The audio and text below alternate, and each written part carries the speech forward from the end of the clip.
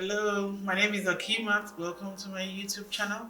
This is my video number 9, I believe. And normally I talk about marriage, relationships, and dynamics. Today I'll be talking about marriage and money. And I'm going to look at it from 4 different angles.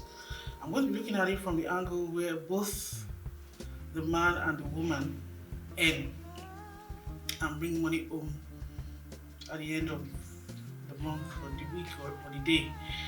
Or and then the next angle I'm going to look at it from is from when the man ends and the woman doesn't end.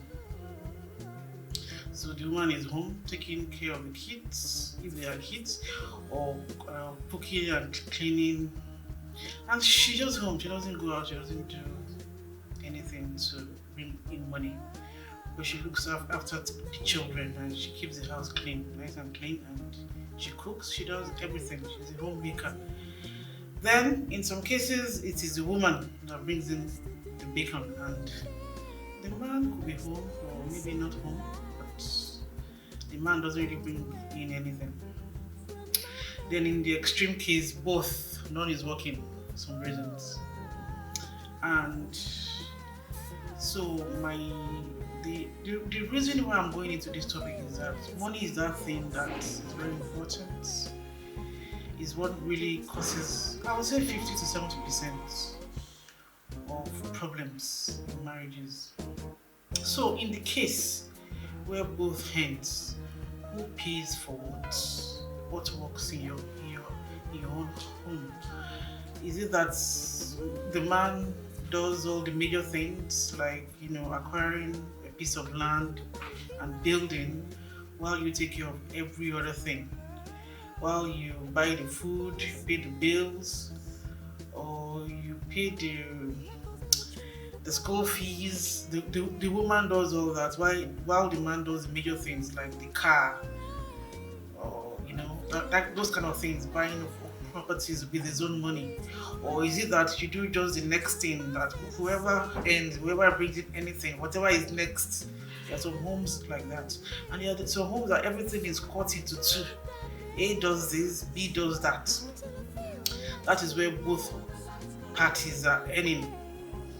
Then, in the case that it's only the man that earns, is it that you're on monthly salary? Does it do that, or does it just give you as you need when he has? If he doesn't have, what happens? How do women like that? Because I've never been in such a situation, but I just keep wondering, is it that they go to that man all the time once they need money?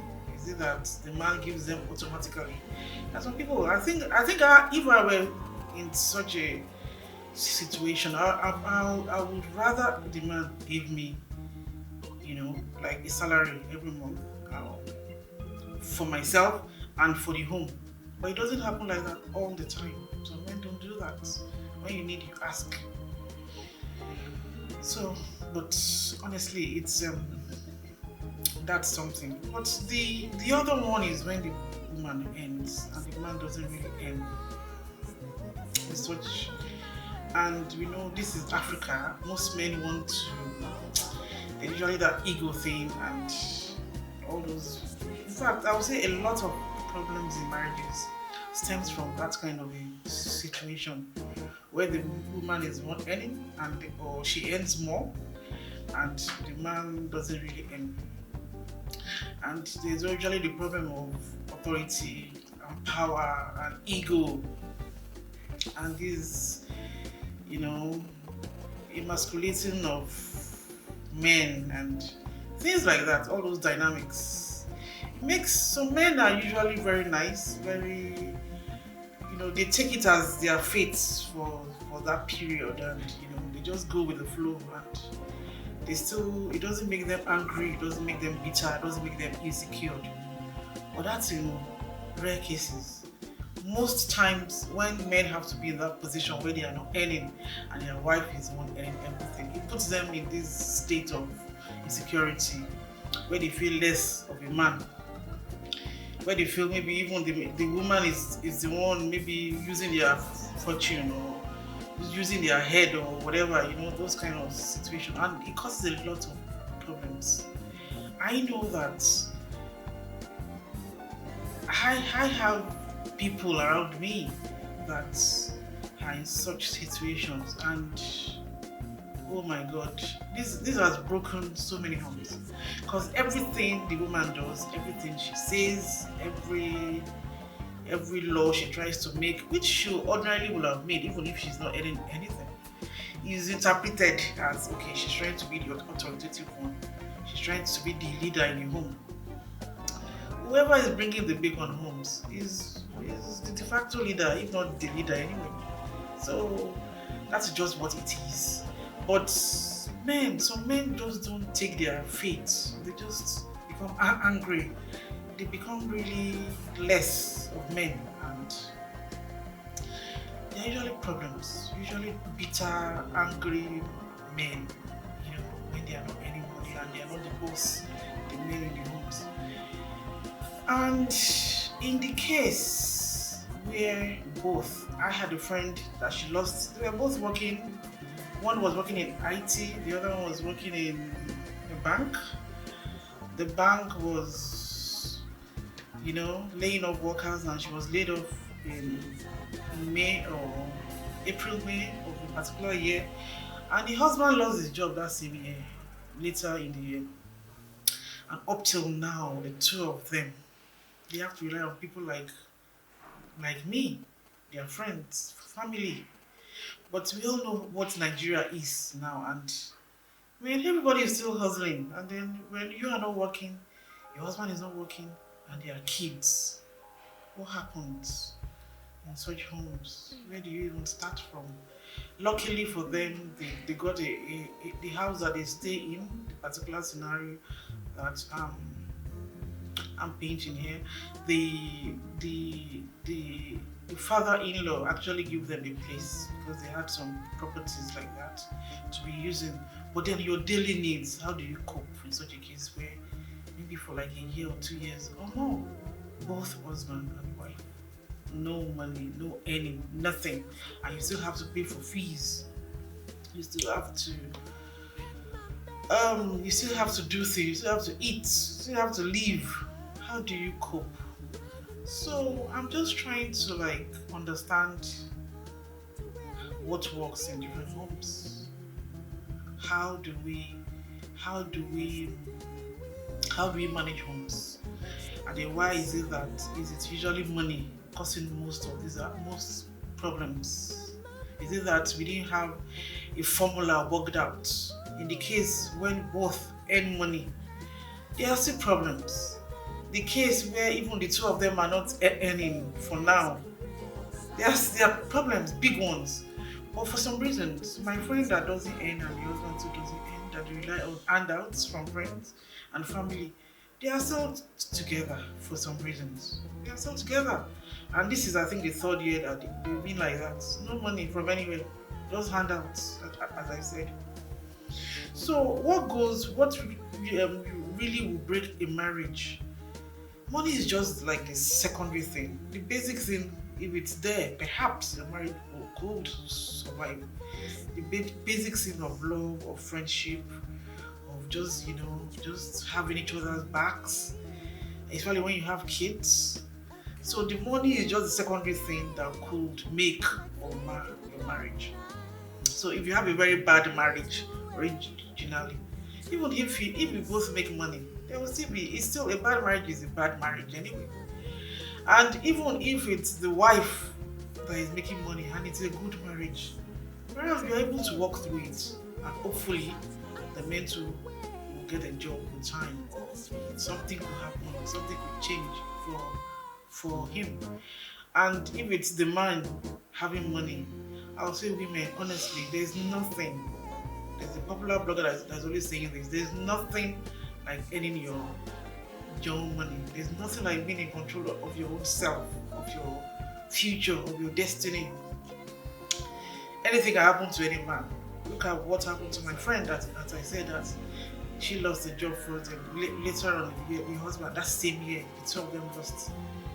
The husband also lost his own job. Supposing they've been coping, but women, please, for at least for the children, especially when they are children, I've never been in a position where I wasn't any money. I started working when I was, I think, 16 years old. I started working in a pharmaceutical store abroad. So I mean, it's I could not even speak the language properly. But as I was working there and I was earning peanuts, but it was something. And from there to university, I was working when I was in university. If I wasn't working, I was selling something. I've never been in a position where I didn't have my own money. I didn't have. It gives you control. It gives you a level of independence.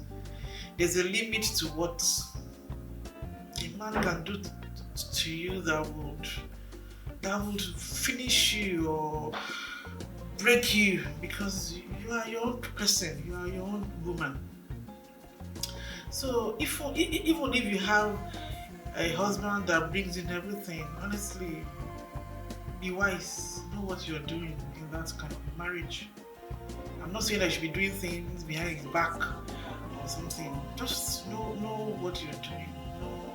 You should be able to stand on your own in case anything happens. Any normal woman will know that by now. And then in the case where the two of them, but I don't know how much love, how much friendship can sustain such a marriage. I just say, okay, one of you should just try and get something. One of them, could be the woman, who knows? But if it's the two of them, good for them. So whatever your own situation is, whatever the formula you're using in your house, in your home, whatever you've agreed on, whatever works, whatever floats your boat, whatever you found yourself, however you found yourself, just know that I think my message today is that there should be a formula. Don't be arbitrary. Every home, if it's dad that is paying the rent, if it's dad that is paying the school fees, if it's dad that is doing the projects, that is the properties or something, fine. And mom does every other thing that is to be done in the home. If it's dad that does the cars and he spends money on all the cars or whatever, fine. Let there be a formula. Everything should not be arbitrary. Okay, whatever is next. And if it's just whatever is next, whoever has the money does it. If that's the formula that works. But I'm saying that there should be some kind of a formula in every home. It helps. So there's a kind of like a record of who does what, and this is what is done to do. And if you have the husband that does everything he does, then you should have a hefty savings too. You should not be all your own. It's just for the ashwebis and then save it or invest it or do something. So please, let's keep the conversation going. I want to know how each home is, who pays for what does your husband pay for, what do you pay for? In the case that maybe two of you don't have anything, like what happened to my friend, would your marriage survive if you're not bringing in anything? Would your marriage survive? That's a very critical question.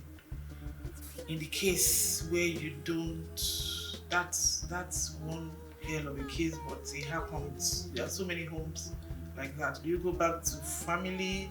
Do you go back with your mom and dad? What happens if one person or two of you, for some reasons, and there are kids involved? You still like the man is still a good man. You still love him, but then for how long do you think your marriage can last without anything?